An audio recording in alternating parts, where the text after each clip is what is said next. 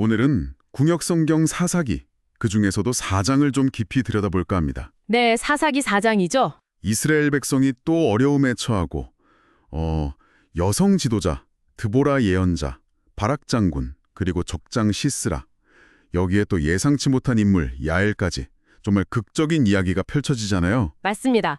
그 시대 상황하고 각 인물들이 어떤 선택을 하는지, 그 결과가 어떻게 되는지 따라가 보면 흥미로운 지점이 아주 많죠. 특히 여성 리더십이라든지 또 인간적인 망설임, 그리고 예언이 정말 놀랍게 실현되는 과정, 이런 것들이요. 네, 그렇죠. 이야기 시작은 에훗 사사가 죽고 나서 이스라엘 자손이 다시 하나님 보시기에 악을 행하는 데서 출발합니다. 늘 반복되는 패턴 같기도 하고요. 네, 그 결과는 좀 가혹했어요. 가나안 왕 야빈, 그리고 그의 군대 정관 시스라에게 넘겨져서 무려 20년간 아주 심한 학대를 받게 되죠. 20년이나요? 길었네요. 네, 여기서 주목할 게 시스라가 가진 군사력인데 당시 최첨단 무기였던 철병거 900대를 보유하고 있었다는 거예요. 와, 철병거 900대. 이건 뭐 이스라엘에게는 정말 엄청난 위협이었겠는데요. 상상만 해도 숨 막히네요. 그렇죠. 정말 극심한 고통 속에서 이스라엘 백성들이 마침내 하나님께 부르짖습니다. 네, 부르짖죠. 바로 이때 하나님께서 세우신 지도자가 바로 여선지자 드보라입니다. 아, 드디어 드보라가 등장하는군요. 네, 이미 드보라의 종려나무 아래에서 백성들 문제를 해결해주는, 그러니까 사사 역할을 하고 있었어요. 재판관 역할 같은 거요? 맞습니다. 당시가 분명 남성 중심 사회였을 텐데 여성이 이스라엘 전체의 어떤 영적인 또 정치적인 지도자 역할을 했다는 점, 이거 굉장히 인상적이죠. 정말 파격적인데요. 그렇죠.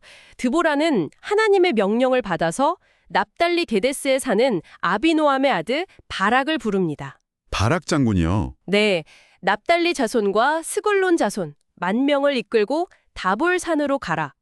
거기서 시스라 군대와 맞서 싸우라는 명령이었죠. 그냥 싸우라는 게 아니라 약속도 있었죠. 네, 아주 중요한 약속이죠.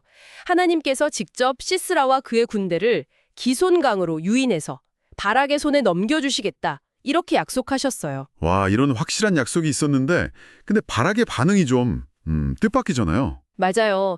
족본을 내걸죠. 드보라 당신이 함께 가면 나도 가겠지만 가지 않으면 나도 가지 않겠다, 이렇게 말이죠. 이거 좀 어떻게 봐야 할까요? 겁이 나서 그랬을까요? 아니면 뭐 신중했던 걸까요? 글쎄요, 뭐 두려움이나 신중함으로 볼 수도 있고요. 아니면 어쩌면 하나님의 함께하심을 상징하는 그 드보라의 동행을 통해서 좀 확신을 얻고 싶었던 마음, 뭐 그렇게도 해석될 수 있습니다. 아, 그런 해석도 가능하군요. 근데 드보라의 대답이 또 중요해요. 기꺼이 함께 가겠다고 답합니다. 하지만 한 가지 예언을 덧붙이죠. 이번 전투의 영광은 바락 당신 것이 아니다. 한 여성에게 돌아갈 것이다, 이렇게요. 와, 이거 정말 흥미로운 복선인데요. 누가 될지 궁금해지네요. 그렇죠. 이후에 바락은 실제로 10,000명의 군사를 모으고 드보라도 그와 함께 다볼산으로 올라갑니다. 시스라도 가만히 있진 않았을 테고요. 당연하죠. 시스라 역시 바락이 군대를 이끌고 다볼산에 올랐다는 소식을 듣고 자신의 그 막강한 철병거 900대와 모든 군사를 하루세 탁고임에서 기손강으로 직결시킵니다. 이야, 정말 압도적인 군사력 차이가 느껴지네요. 네, 드디어 결전의 날, 드보라가 바락에게 이렇게 외칩니다. 일어나라. 오늘이 바로 여호와께서 시스라를 네 손에 넘겨주신 날이다. 여호와께서 너보다 앞서 나가신다. 용기를 북돋아주는 거죠. 정말 결정적인 순간이네요. 그리고 정말 놀라운 일이 벌어져요. 바락의 군대를 이끌고 산에서 내려가자마자 여호와께서 시스라와 그의 모든 병거, 온 군대를 칼날 앞에서 그냥 혼란에 빠뜨리십니다. 하나님께서 직접 개입하신 거네요? 네, 명백하게요. 그 강력한 철병거를 자랑하던 시스라가 결국 자기 병거에서 내려서 걸어서 도망치는 신세가 됩니다. 아, 병거를 버리고요. 네, 그의 군대는 바락의 추격을 받아서 하롯의 탁고임까지 쫓겨가서 전멸하고 정말 한 사람도 남지 않게 되죠. 와, 이건 정말 인간의 힘이 아니라 하나님의 도우심이라고 밖에는 설명이 안 되네요. 정확합니다. 인간의 군사력이 아니라 하나님의 직접적인 개입이 승패를 갈랐다는 걸 명확히 보여주는 대목이죠. 자, 이제 시스라인데 혼자 걸어서 도망치다가 어디로 가죠? 뜻밖의 장소로 피신합니다. 바로 겐 사람 헤벨의 아내 야엘의 장막이었죠. 야엘이요? 아까 그 예언 속의 여인인가요? 그렇죠. 당시 가나안 왕 야빈과 헤벨 집안은 평화강리였기 때문에 시스라 입장에서는 안전하다고 생각했을 수 있어요. 야엘은 시스라를 안심시키면서 장막으로 맞아들이고 이불까지 덮어 숨겨주죠. 심지어 목마르다고 하니까 물 대신 우유를 주잖아요. 굉장히 친절해 보이는데? 네, 겉으로는 그렇죠. 하지만 시스라가 지쳐서 깊이 잠들자 상황이 완전히 급반전됩니다. 어떻게 되죠? 야엘이 조용히 장막 말뚝하고 방망이를 가져와요. 그리고 잠든 시스라의 관자놀이에 그 말뚝을 세게 박아서 땅에까지 꿰뚫어 죽입니다. 와, 정말 충격적인데요? 굉장히 대담한 행동이네요. 네, 매우 대담하고 충격적인 행동이죠.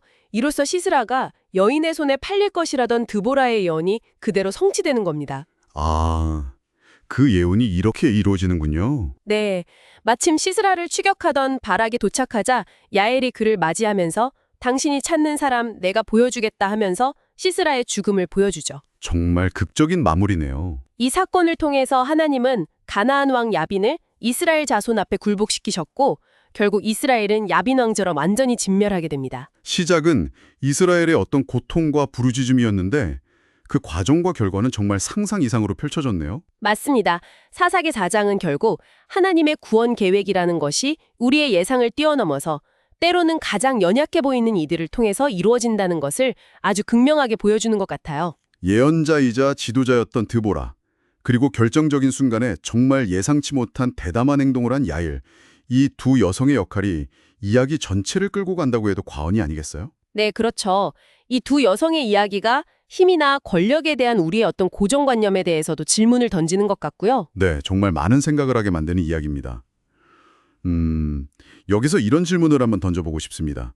혹시 우리 삶에서 혹은 우리 주변에서 가장 예상치 못한 순간이나 또 가장 예상치 못한 인물을 통해서 중요한 변화나 어떤 해결의 실마리가 나타날 가능성은 없을까요? 아, 생각해 볼 만한 질문이네요. 네, 스스로의 힘이나 계획만 의지하기보다 때로는 좀 열린 마음으로 주변을 돌아보고 또 보이지 않는 손길을 주목해보는 것은 어떨까 하는 그런 생각을 남겨드립니다.